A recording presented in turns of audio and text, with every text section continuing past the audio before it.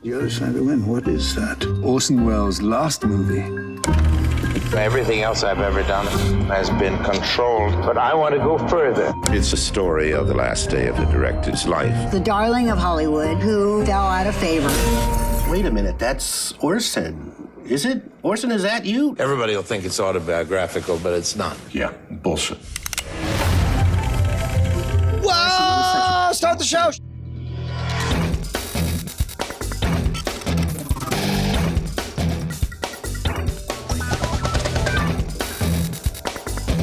Welcome to Cordkillers, the show about watching the stuff you love when you want, where you want, however you want. I'm Tom Merritt. Hey man, I'm Brian Brushwood, and more importantly, this is that Orson Welles project that we talked about a while ago, where it's Schrodinger's cat. Like I can't really grok whether it's going to be awesome because until you see it, it's both a bad and a good movie. Yeah, but more importantly, the story behind it leads me to believe that it could be really, really good or really, really bad for the exact same reasons. I'm very excited to look at it. I have no idea what I'll think about it either. I wonder if our guest knows. Let's welcome into the show, Megan Morrone. How's it going, Megan? It's going well. It's all good from a technical perspective. I do have a bit of a broken finger. Oh my goodness! Just warn you. Oh, what? Well, that I have a club. So somebody Are you doing offended. handstands? In my imagination, I would like to believe that somebody offended you so bad that you gave them the finger and you gave it so hard that it broke the actual digit attached to your arm. Yeah, that's pretty much what happened. And then I fell down on it. Yeah, all right, well. In rage. That's the less cool In part. rage, yes. I was cutting all my cords, and I just cut too much. Oh, yeah. You got to be careful when you're killing your cords, cutting your cords, Yes. whatever you're doing to Killing your cords. them. It's always I killed them. Mm-hmm. Yeah. Yep. Well, folks, you may tell in the audio, and you certainly will in the video, that I'm in a different place because I just moved locations. So, I've got an old Apple TV, got an original Roku behind me. So it's kind of fun to be in the new set. For the audio listeners, behind Tom is a whole bunch of keyboards. And I would love to believe that Tom has given up his love of books and instead has taken up a love of keyboards. And from time to time, he takes them off the shelf and caresses their QWERTY and or Dvorak designs and then puts them back. Real quickly. First computer I ever owned, TI 99-4A. Sure. Second computer I ever owned, Commodore 64. Commodore 64, yeah. This is the Dell laptop I used at Tech TV. This is the IBM ThinkPad I used at CNET. This is the Mac that I launched DTNS on. There's something, and the story goes on. There's something to this that feels so delightfully 2007 Tech TV era aesthetic. I love it. Mm-hmm. I like the Kindle too. Yeah, that's what I asked about because I must be not the only one who's wondering that dude looking over your shoulder. That's our friend Ernest Hemingway, right? On your Kindle. I think so. Heming was. Not anymore. Well, hey, folks, enough about my things behind me. Let's get to our primary target. Nailed it. Nailed it, Thanks. Tom. Yeah, perfect. Yeah, and it's good when someone tells you that you nailed it. That's the way That's always a good way to convey that you nailed something. Yeah. All right. Hey, Wall Street Journal reported Saturday that Apple wants its TV shows to be free of gratuitous sex, profanity, or violence, which is reportedly delaying a lot of the projects. Apple staff in Los Angeles supposedly are calling the project expensive NBC. For example, Tim Cook canceled the series Vital Signs after it was shot. It's a series about the life of Dr. Dre. He thought it was too violent. He being Tim Cook, not Dr. Dre. Cook objected to a mansion orgy, cocaine use, drawn guns. Supposedly, they asked M. Night Shyamalan to remove crucifixes from his series because they want to avoid religion as well as politics. Spielberg's Amazing Stories has a new showrunner because it's too dark. Reese Witherspoon and Jennifer Aniston, America's sweethearts, did not escape. Their morning show comedy was not upbeat enough, according to the Wall Street Journal sources. And of course, all this is delaying things. It was supposed to finally arrive so Brian could judge it by the end of this year. And now you won't be able to do that until March at the earliest. So if I might restate what you just told us, it sounds as though Apple, any minute now is going to have literally anything on Apple TV for us to rally around and get excited about. It's going to be March, Brian. March. Any month from now. If that month is March or later, then yes. Okay. Megan, stop me if you've heard this before, but it seems like once or twice we've heard the story that hey, we're just around the corner from Apple TV, blowing our minds with amazing content. Yeah, we have heard that before. We've heard that they were going to have some sort of great, Apple TV thing, and then it's just like the Apple TV app. It's a little bit better. I do use it now, but they do seem to be the football, pulling away the football for us.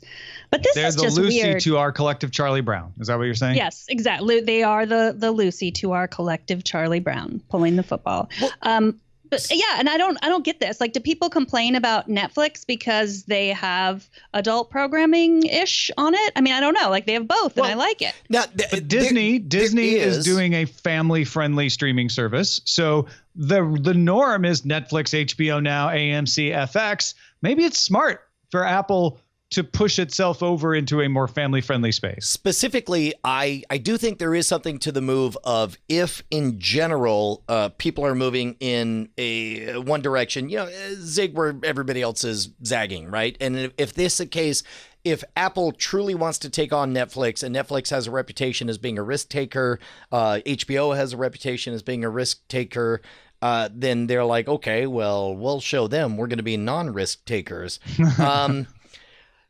Maybe there's something to at least that idea in the boardroom, but there's an appetite. There is an appetite. There's a real appetite for that kind of advertised restriction. Like I want to see whatever the ABC family is called these days, because I know when I watch it, it's going to be safe. I'm not going to have to cover my kids' ears or regret that I showed something. So, and I think you're onto something here, because yes, there can be a market for it, but is there a market for it in a premium paid environment for it, or is that inherently relegated to what we called waterfall television, just on in the background?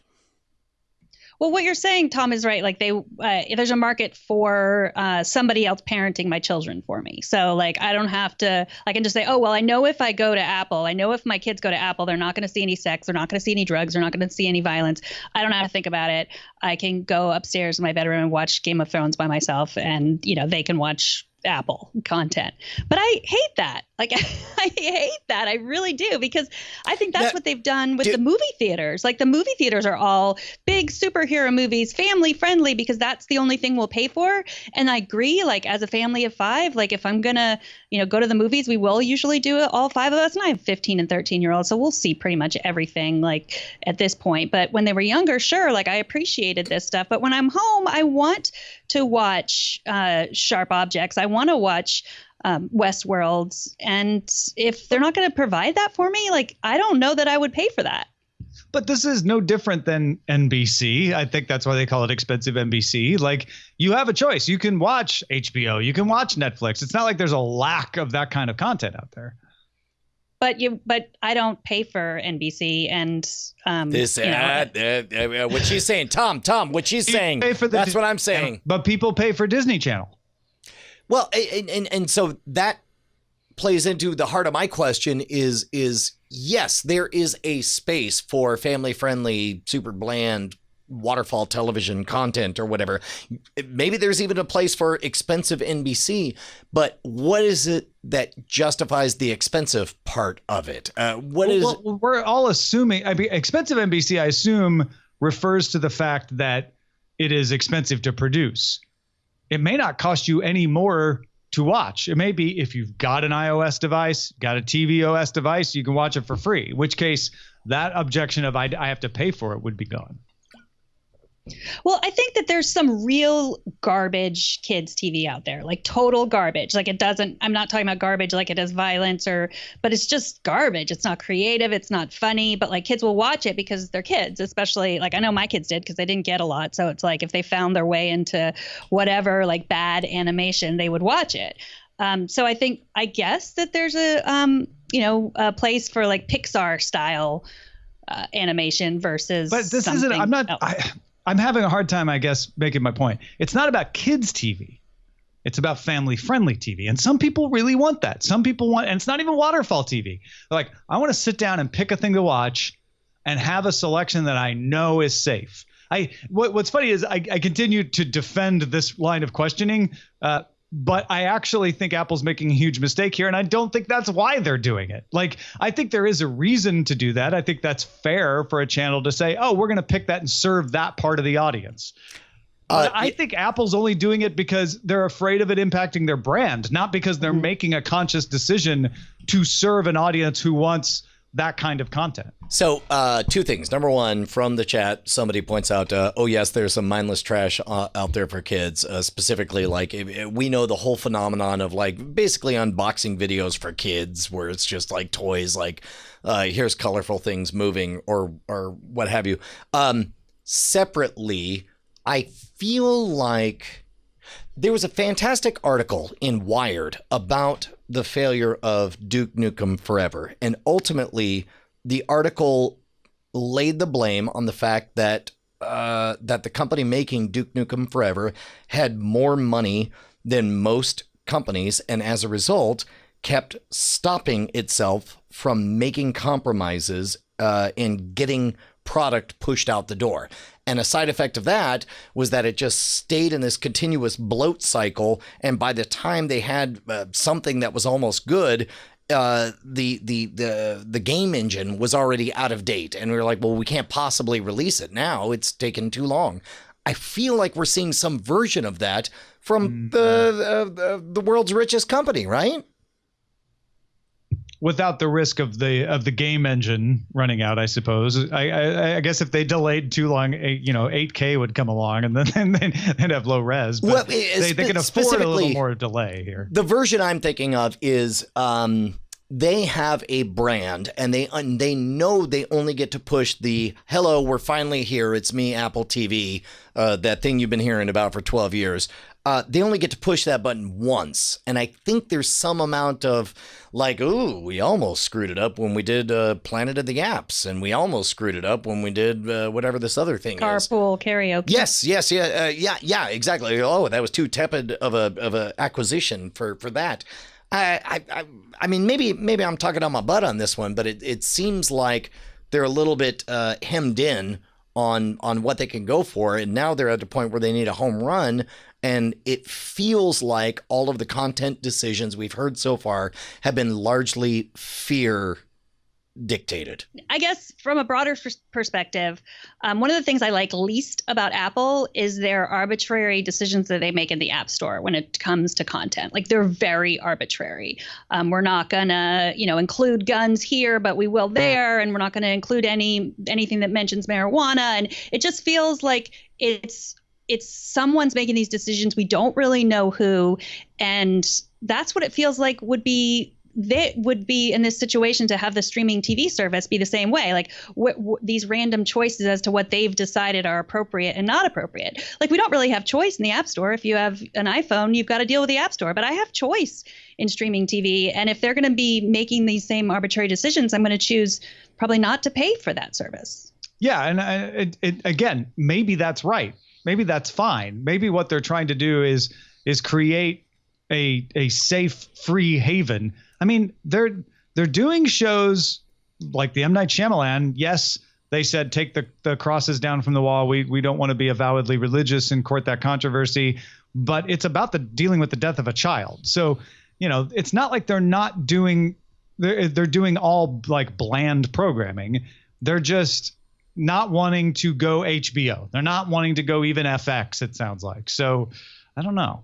I think they're doing something that is reasonable for the wrong reasons, is where my head's at. Yeah, and also it's not clear to me what niche they're looking to occupy. Like what is the space that they're aiming for? And that's it's not the clear biggest to me problem, because at all. I think the evidence here that something is wrong is not that they're saying we don't want to show drawing guns. It's that someone produced an entire series for them And then after they hand it in, we didn't think about drawn guns. No drawn guns. We know it when we see it. That doesn't seem to be, Brian, to your point, a guideline. This is what we're trying to be.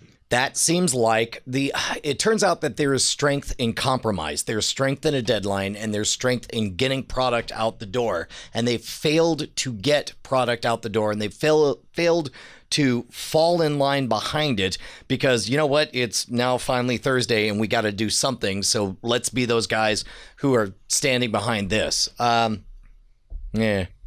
Well, it also feels like that's not the model for Amazon or Netflix. Like what we hear from Amazon and Netflix is like, oh, well, I'm going to give you all this money. We want you to be creative and do your own thing. And we're not going to be involved. We're not going to check ratings necessarily and all that. So unless you're like Kevin Spacey, just go at it and do whatever you want. And that seems like they're doing the exact opposite, which feels weird to me. But I don't know if it feels weird to the general person who wants their family to enjoy family-friendly television. Yeah. Well, folks, we want you to do the exact opposite of what you've been doing if you're not supporting us on Patreon. Right, Brian? I 3 more negatives. Give me just one more take, but just more circular. Hey, folks, we don't want you to not change what the opposite of what you're doing to do something different if you've not been supporting us on Patreon. Nailed it. Yeah, man, head on over to patreon.com/Cordkillers. You can help keep this show loud, live, and independent. We love giving you the straight sauce. And guess what? When your whole platform is based on the idea of, I don't know, killing cords, then turns out Comcast is not your number one benefactor. So we like you to be our benefactor. So head on over to patreon.com/Cordkillers, get your own RSS feed, get everything early, get the after talk for patrons only, keeping us real. Yeah, that's what the kids real say. Live. And if we hit $2,000 an episode, I will develop straight sauce. Oh, Tom's straight sauce. No more of that Tom's other sauce. Homemade straight sauce coming your way. Just back us at patreon.com/Cordkillers. Also, movie draft is tonight. You'll see that in your feed not long after this episode goes up. Check that link, that episode for the link to play along with the movie draft, which is coming up tonight. As in the chat room, another Jay Martin says, do not support us. I think that works. I think so. All right, let's talk about how to watch. Ooh, some weeks we don't have a lot of device news, but this week we're blessed with it. Roku announced the Premiere and Premiere Plus. The difference is the Plus costs you more. That's, I guess, what the Plus stands for. Otherwise, they're exactly the same device. They offer 4K HDR streaming.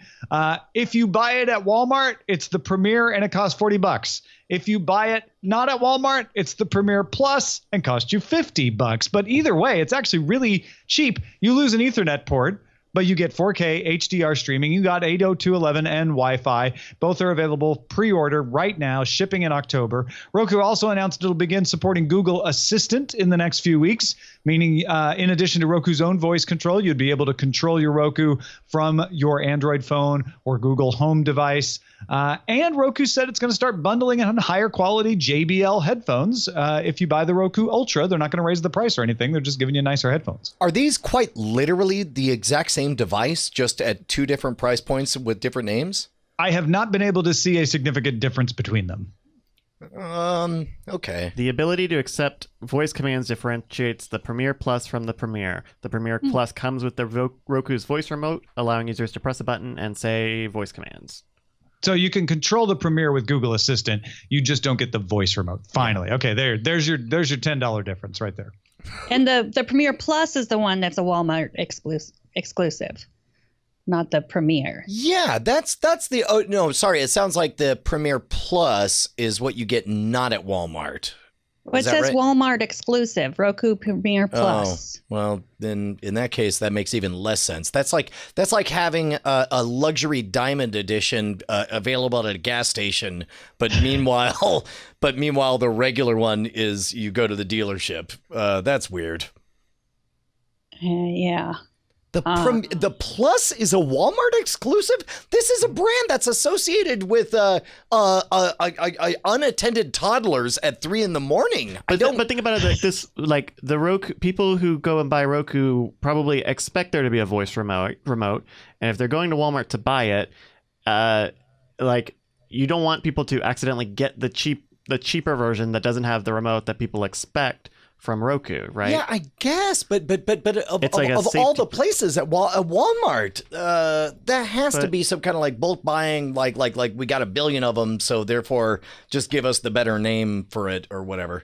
Once again, as I just rewrote after reading the Ars Technica story instead of the Verge story, the Premiere will be sold exclusively at Walmart for $50 and includes the voice remote. The Premiere will sell elsewhere for $40 without the remote. Easy. Right on. Mm-hmm. Super It's simple. certainly not confusing. Yeah, right. well done, Roku. What I actually think the bigger deal here is not which one is which, but the fact that you have a sub $60 4K device. Like that beats Amazon, certainly beats Apple, even beats Chromecast. It's the cheapest 4K device you can get right now. In either case. Well, and I guess that's the really good question is how precious and amazing does 4K feel these days? Like in a world where I full on might have access to the 4K version of a movie, I will because stop me if you heard this before, Tom. Convenience trumps fidelity. I will I will full on not bother to do the higher quality version. Like, I don't know. As technology gets better, this all seems like, I don't know. What? It seems like what? No, don't leave me hanging. It feels to me like diminishing returns. We've seen this for year after year after year. There's a big difference between standard definition and high definition. There's a big difference between 720p and 1080p. There's a marginal difference between 1080p and 4K. And a quick reminder, by the way, when you go to the movie theater, you're looking at 2K. You're not even looking at 4K. You know, it's hard to get wound up and excited about that increased resolution. We had talked previously about the possibility that HDR, high dynamic range television, would bring a unique and special experience. But even that, I'm not really feeling. Like ultimately, it's just stories that matter, not the gizmo and not the number of pixels in it. All right, fine. Megan, do you have any last thoughts on Roku? Because I have something for Brian that maybe will get him more excited, or maybe not. I don't know. No, I'm fully bought in on my Apple TV. I just want to know what I can do with my Roku, my old Roku. Like there should be some sort of trade-in program, but that's all. That's a diversion. It's there's a great trade-in program called eBay. Oh. That's all I got for you. eBay, you say. Okay. Yeah. Yeah. That's all I know. Fire TV Recast was announced by Amazon along with 600,000 other products earlier last week. Recast connects to an antenna and records live TV that you can watch over your Fire TV, your Echo Show or Echo Spot. In other words, you can stream it to the Echoes that have screens, or even on iOS and Android. The apps for the device help find the best location for the antenna, so you get optimal placement. And it's like a Tableau or the old Simple TV. It records your 2 or 4 shows, depending on which model you get, locally from the antenna on the device, and then streams over your Wi-Fi network to your Fire TV or your phone or whatever, so that you can watch them on your actual television. Prime Video channels you subscribe to will show up in the guide next to your over-the-air channels. So if you're watching CBS, NBC, ABC, you could also see HBO, Stars, anything else you subscribe to in the guide to see what's on. Pre-orders are available right now. $229 for 2 tuners and 500 gigabytes. 4-tuner terabyte version sells for $279, both shipping before the holidays. Tom, you are 100% right in that I am more inclined to find this exciting because, as we've talked about before, I'm more in the Amazon ecosystem than the iTunes ecosystem. But Bryce, if you're able to conjure up an image of an Amazon of an Amazon Spot, Like, I am trying to wrap my mind around the possibility. Oh, you go right to that. This is a throwaway feature where they're like, we don't want to build the API to exclude the spot because it has a screen. Right. So, okay. Like, who is going to gather around a spot and watch no, this but thing? it's a like 2-inch you can't finish. You haven't finished your show and you want to get into bed, and then it's like right by, and you can just finish watching it while you're. I mean, I going to guess sleep. like we got a spot, and make no mistake, I dig the Amazon ecosystem, and I dig my spot, but because I had bought Logan, I was like, well, let me see if, oh my God, it will play on this, and I was just like, this has to be the most garbage version of Logan I've ever seen. I mean, it's I don't know, that's a weird one. I'm still waiting for them to stream it to my Nest thermostat, but okay. I mean, right? It's about or the my same Apple size. Watch. Yeah. I'm not sure why Amazon you're doesn't right. stream it to my Apple Watch. Put a giant Is that Fresnel Logan? lens over it, like your Wall-E or Like you're an in old the movie Game Gear? Brazil. Do you I watch have to stuff say, on your this- Echo Show? Because I don't even like that. I mean, I have an open plan, and so we have the giant TV in there. So like, we also have the Echo Show in there. I can't imagine watching anything, but I guess people do. Not all of us have, ritzy kitchens though, Megan. Some of us, So the Echo true. Show may be the only screen in there. Sorry for all you people without ritzy kitchens. You Ritzy poor kitchens? things. That's got to be the title. No, seriously, we don't have a TV. I should put one in my kitchen. We don't have a TV, so the idea that I could watch some stuff on the Echo Show is appealing to me. But you're right. It's still a small screen, right? I'm not going to want to watch Logan on there. But I don't know if there's baseball on the local TV station and I've got my Fire TV Recast streaming it. I guess that might be cool. I'll tell you what, man. Now I want to lay down the challenge. If there's a single human being hearing our voices right now who has used an Echo spot for literally anything video related, not as an experiment, not as just to see if it works or whatever, but instead to actually enjoy the content, tell us your story. Cordkillers@gmail.com. All right. And send us pictures of your ritzy kitchens. Let's talk about what to watch in Under Surveillance. I like this, Terry. It's all about location. Under surveillance. A lot of stuff coming. Many episodes in the Star Trek Discovery universe begin streaming on CBS All Access starting October 4th with Runaway, a story about the character Tilly. A new mini episode will arrive each month thereafter until all 4 of the mini episodes have been released. What do you think these look like? Are they directly tied into the Star Trek larger narrative? Yes. Or No, they're characters. They're considered to be like single chapters from the Star Trek story. So they're in universe in Star Trek Discovery with characters from that series. So basically we're looking like a mini anthology, like a mini Black Mirror in this Star Wars or Star Trek universe. Or in an earlier period, we might have called them webisodes.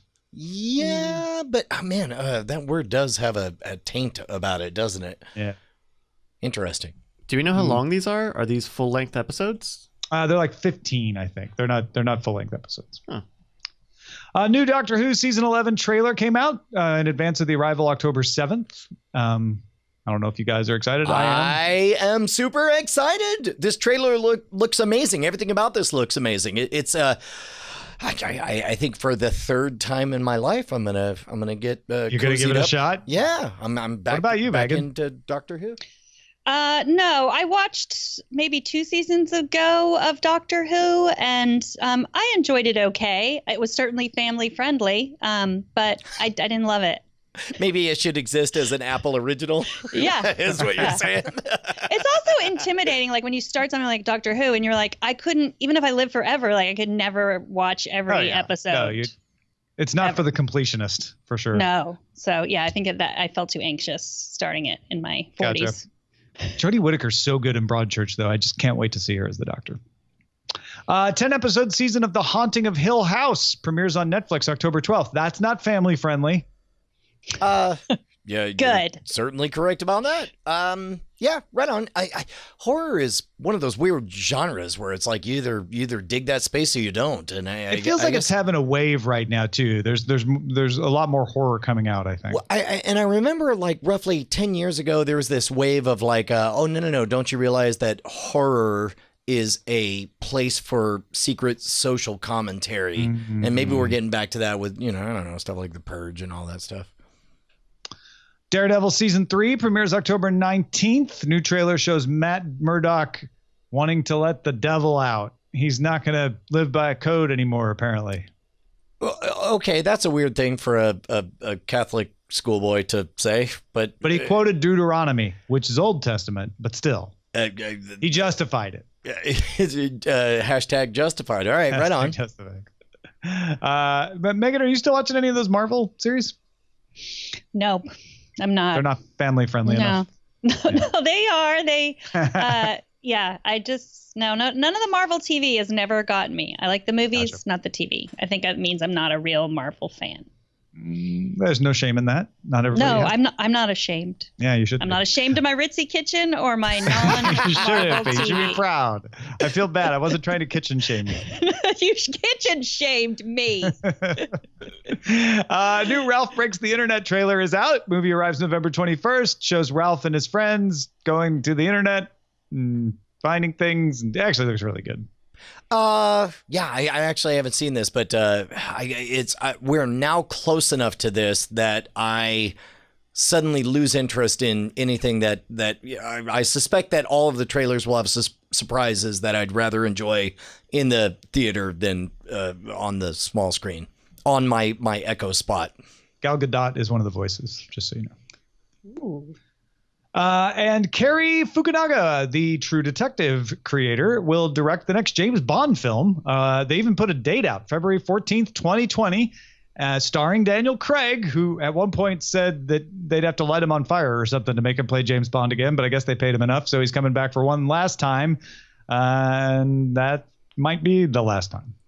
Man, oh man, February 2020. That's a hot minute from now. Yeah, it's a while. It's a while from now. Let's move on to some things that don't have dates. Hulu has decided to bring back Veronica Mars for an 8-episode season next year. Creator Rob Thomas will write the first episode and produce the whole series.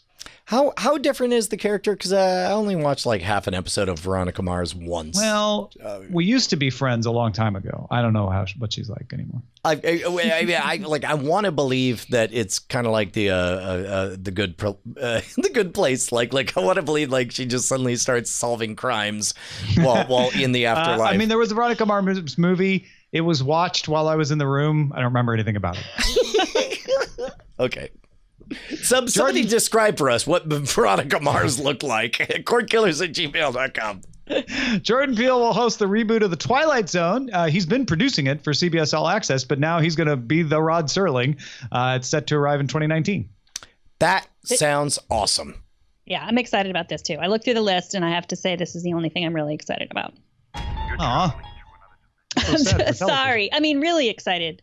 I love Jordan Peele and I loved The Twilight Zone. That was like a big, and Alfred Hitchcock Presents. I can't wait for Jordan Peele to take a stab at this. That's awesome. Take a stab. He's also such a perfect pick. Anyway, he's great. It'll be great. I'm excited. Disney's bringing a limited run animated series to its new streaming service with Tom Hiddleston voicing Loki, and are considering a series around Scarlet Witch as well, voiced by Elizabeth Olsen. I'm down for all of that. I'm curious. I like the idea of getting voices that are the actual people from the movies versus what you usually have seen up till now with animated is, it's somebody that kind of sounds like them. So yeah, I don't know how important those names are though. I don't know. I don't mind it if I see my kids watching, I don't know, say a lesser direct-to-video on demand version of Cars, and you realize like, oh, that's not Owen Wilson. I don't know. Does that matter a lot to you, Megan? I don't know. I guess I remember what's the movie that now I'm blanking. Tina Fey was in the animated movie that the Japanese director that he doesn't do any movies anymore. Yes, got it. Which one was Tina Fey in? The Hunt for pigs? Tina Fey, the movie by Miyazaki. Yeah, the one with the pigs and the pigs with the the parents. pig featuring the pigs. Yeah, I remember that. That's exactly right. It's like when you used to work in a bookstore and someone comes in, it's like, the book that is like blue And It's red, but it's also blue, and it's got a character who solves the thing. Okay. Ponyo. So Ponyo. There it is. Thank you, Knots, for the chat room. Spirited Away. And I remember realizing Tina Fey was in it, and obviously like that's not the greatest thing about Miyazaki, but I think it matters when you're in the room when it's being watched. Gotcha. Yeah. Netflix has approved a live-action adaptation of Avatar: The Last Airbender with the showrunners from the animated version running the live version. Michael DiMartino and Brian Konietzko. Tom! Brian is standing on his chair. I can't hear you over this dance music playing in my head right now. I'm so excited about this. Brian, you've got till 2020, so, spread out the excitement. I'm going to dance for a really long time. I'm really excited about this. No, this is one of those... man, oh man.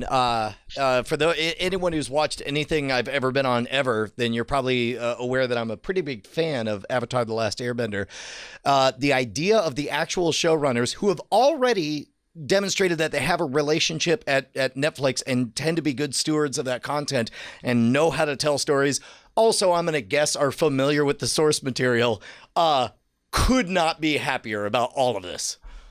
Space Jam is getting a sequel. Oh, I'm sorry. Did I undercut your enthusiasm, Brian? I'm sorry. Oh, no, sorry. Go ahead. Keep it going. I'll be down here. Space Jam is getting a sequel starring LeBron James, and Ryan Coogler has been named as producer. The director of Black Panther will be a producer on the new Space Jam. It's directed by Terrence Nance. He's the guy who recently did Random Acts of Flyness for HBO. Good for them. Space Jam. I never saw the original Space Jam. We and I should feel like see my it, life Megan. I haven't seen it either. Okay, what? Yeah, we Hold should. on. Brian? I'm sorry. I'm going to be the it's a perfect trifecta. I never saw Space Jam. What? Like, What's going on?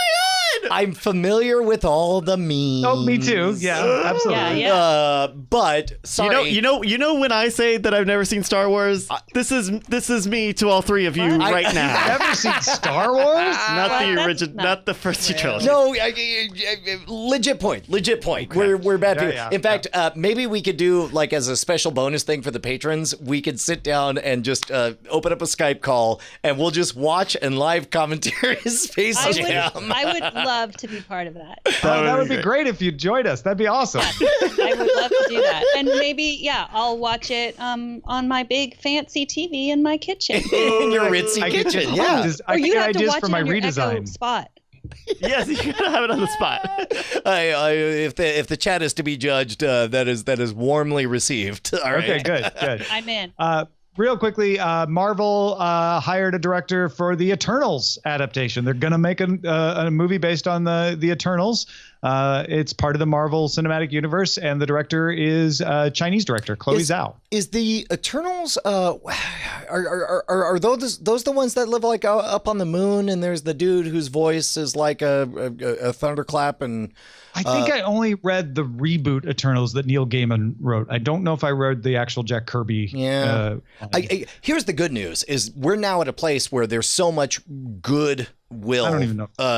For the Marvel Cinematic Universe, for the Marvel Everything Universe, where it's like, thing I've never heard of. Worked for Guardians. Can't wait to see this. It'll be great. Yeah. All right, let's get our eyes on what we've been watching recently. One or two things from you, Megan. What are some things that have caught your eye within the past little while? Well, just recently I've been catching up on The Good Place because I had to get through all of it. I did my homework because I said I needed to discuss it with you guys, but I had only really seen the first season. But now I have seen every episode that is available to watch, and I like it. I'm looking forward to discussing it. And Sharp Objects, I also finished that recently and enjoyed it immensely. Tom, it was the Inhumans. That's who I was thinking of, not the Eternals. Got it. So Okay. I don't know. Yep. The Inhumans are on the moon. The Eternals, I assume, are like 5 planets over on. They're long-lived Earth dwellers, I think. It sounds right to me. I believe it. I don't know.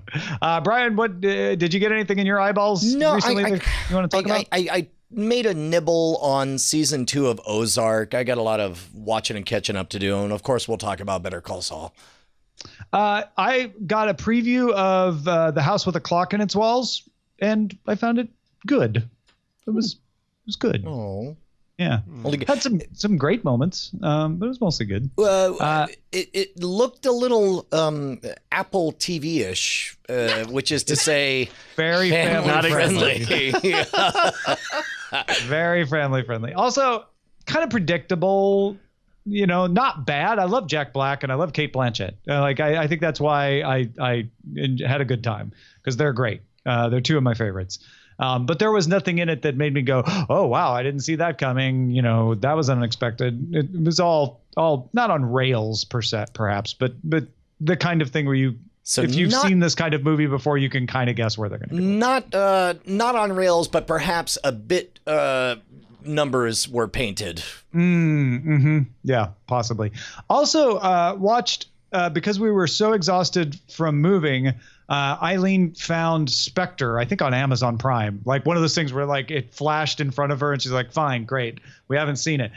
It's so much better to watch a movie like that without expectations. I had a blast watching a James Bond movie that was, some people are like, oh, it's just not as good. I didn't care. I had a great time watching that. And then Eileen's been watching Meteor Garden, which is fascinating. It's a Chinese teen romance that's available on Netflix internationally. It's on Hunan TV in China.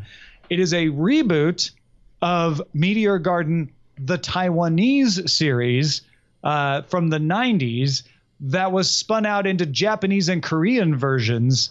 And it's all about like kids in college in the Chinese versions, in high school in the Japanese and Korean versions. But the one that's on Netflix now, they're in college.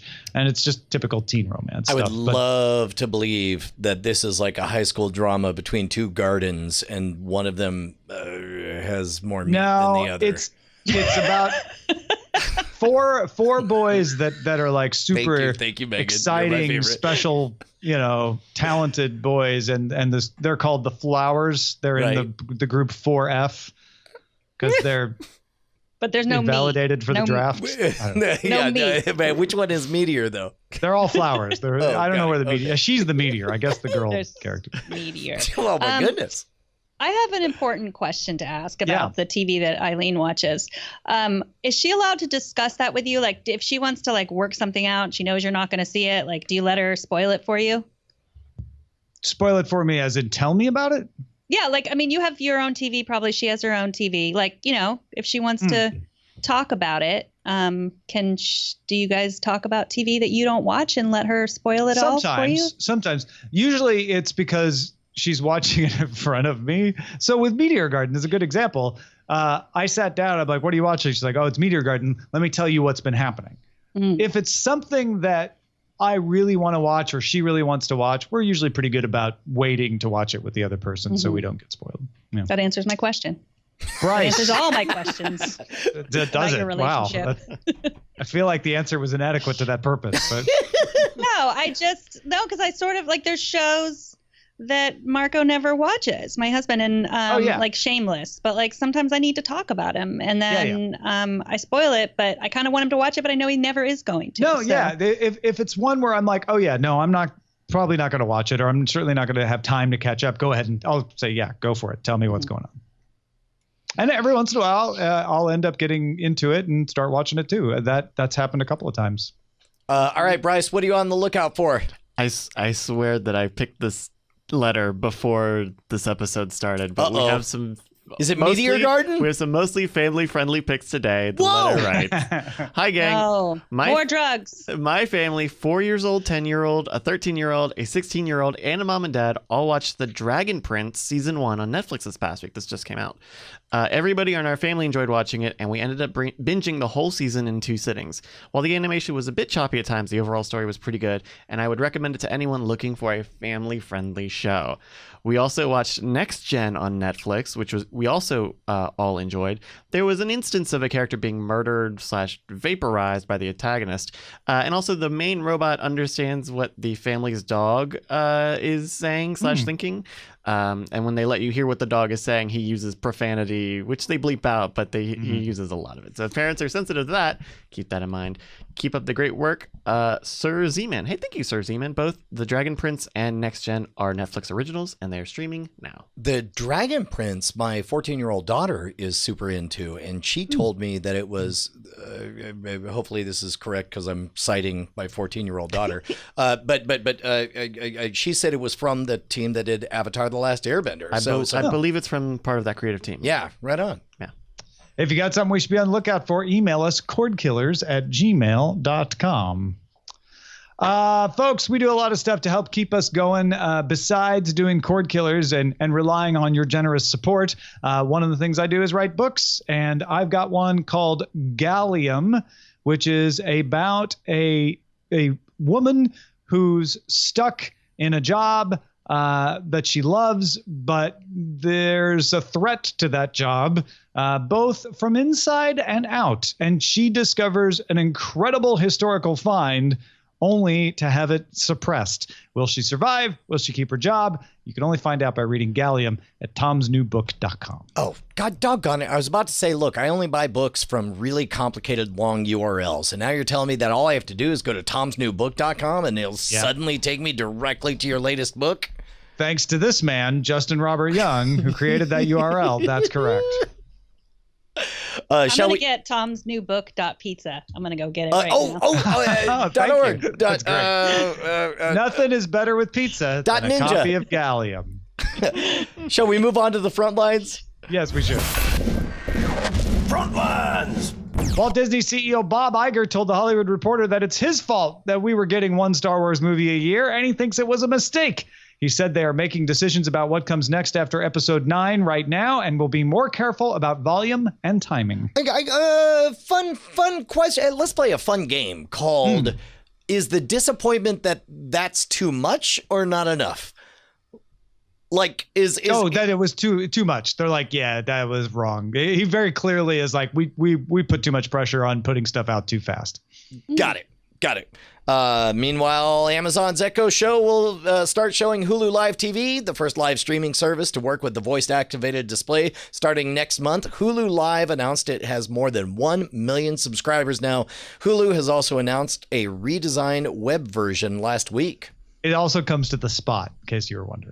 Thank goodness. That's exactly what everybody's asking about. Logitech introduced the K600 keyboard marketed at smart TV users. They've had a keyboard like this. I can't remember the exact model number. It was a K model. This one's a little nicer looking, a little easier to use, and it's a Bluetooth keyboard with a built-in trackpad for $70. I have the old version I used with my TV, and it works great. 20 years we've been chasing this dream. Do you think it's substantially better than the straight up, the one I radio have frequency ones has a square trackpad, but otherwise it looks exactly the same. The keyboard may be a little bit easier to use while holding it in your hands instead of your lap. Yeah. That seems to be the big difference. But the one I have works great. I love it. ESPN Plus, the service that offers streaming games not available on ESPN's cable networks for $5 a month, has reached 1 million subscribers. Last August, ESPN moved subscribers to its analysis service, ESPN Insider, to ESPN Plus. The company has not revealed how many subscribers that was. They've been juicing the numbers. What's that? Yeah, you think they're juking the stats? I mean, it's not really juking the stats if they legitimately move people subscribing to this one thing into this other thing. They're legitimately subscribers, but it's a way to make your numbers rise really fast. Is to convert people who are already subscribed to something else to something else. Yeah. HBO received the most Emmy Awards and nominations for 16 years in a row. And then this year, Netflix received more nominations and tied HBO with 23 awards each. However, the biggest single show winner was Amazon's Marvelous Mrs. Maisel with 5 awards. Amazon got 8 total, and Hulu took home 4 for Handmaid's Tale. Update on the Netflix Telltale partnership from a couple of weeks back. Telltale Games closed and closed a majority of their studio. The Telltale version of Stranger Things game has been canceled. Netflix says they still intend to move forward with the Stranger Things game. What that looks like, we don't know. Telltale's remaining crew are working on the Netflix version of Minecraft Story Mode, which my 10-year-old daughter loves. All right. Let's get to the dispatches from the front.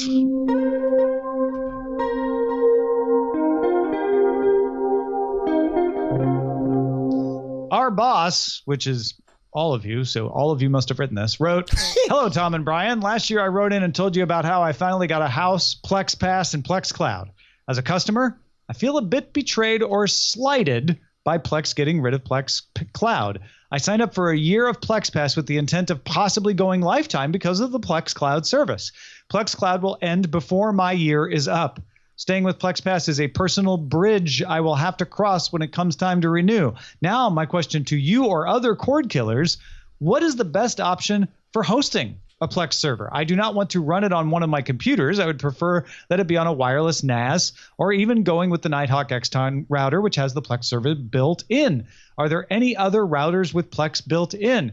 Thank you, boss, for this question. We're going to throw it out to the Plex users in the audience. You guys know the hardware. You know what's best. There's a lot of options. He's giving you some of them. What is your favorite way to run a Plex server in your house that isn't a computer? Because that would have been my thing. Is like, just put it on your computer. That's what I've done. And so we want to hear what you have to say. Cordkillers@gmail.com. We got another question saying, with the popularity of game streaming and cord cutting, why is there no Apple TV version of the Twitch app? And it looks like, Bryce, you had a suggestion on this. Because I was running into this a few months ago, and there is not an official Twitch version of Twitch app on the Apple TV, but there's a really good free app called Twitchy. That is, I believe you can sign in with your Twitch account via, safe browser-based authentication, and it will show you the streams that you follow that are live. It'll show you the live VODs that are available from channels that just went offline, the top streams at the moment, the top games. It's a really full-featured app, and they're starting to add. You can see the chat on the side of the screen as you're watching, so you don't need to have a tablet or something in your hands. It's really nice. I would really recommend Twitchy. Why is it just because it's Amazon and they're being weird with Apple? They have Prime Video app on Apple TV now. I think things would be okay. That 30% tax. Yeah, I think the bits and subs thing is pretty significant because because it's an in-app purchase to be a sub. Yeah, no, that's totally it. You're right. Yeah. Steve writes in saying, "Dear Brian, I love my Shield TV. Thanks for the info on the remote control app. P.S. Please let me know who the other user is. This is me." I snidely threw out there, "Congratulations, both of you." I don't see a lot of NVIDIA Shield users out there, and so here we throw it out to the audience again. If you are the other NVIDIA Shield user, please write in and say, "Brian, I am the other NVIDIA Shield user," to cordkillers@gmail.com. Get ready for a half-hour-long episode next week where we do nothing but read all of your names and then pine for the days when Megan Morrone was joined us here on the show. Megan, where can everybody follow more of your beautiful, beautiful adventures? My beautiful adventures can be followed at in your Ritzy kitchen. In my Ritzy kitchen. I'm Megan Morrone on all the other places. Megan Morrone on Twitter, Instagram, meganmorrone.com. And yeah, that's all the places where you can find me. Right on. Excellent. Our website is cordkillers.com. Our email address is cordkillers@gmail.com. We're live on twitch.tv/Night Attack. Also carried on diamondclub.tv. Mondays at 7 p.m. Eastern, 4 p.m. Pacific. We'll kill your cords again next week. Hey guys, Brian and Tom here, and it's just the same old message at the end of the credits, just like always. That's right, Brian. Nothing new here except your name showing up. Oh my gosh, because I've got a you name. just supported us on Patreon. Yeah, all those $5 donors, look at that. That's your name in pixels. We're gonna make you famous, kid. Put your There's name in some pixels on classic the internet. names in there. But some of you are new. Some of you aren't there. It's sad. What can they do, Brian? I mean, they could go to patreon.com/cordkillers and pledge $5 an episode and be one of these amazing people. Like this one. Amazing. Oh, look at that name right there. Diamond Club hopes you have enjoyed this program.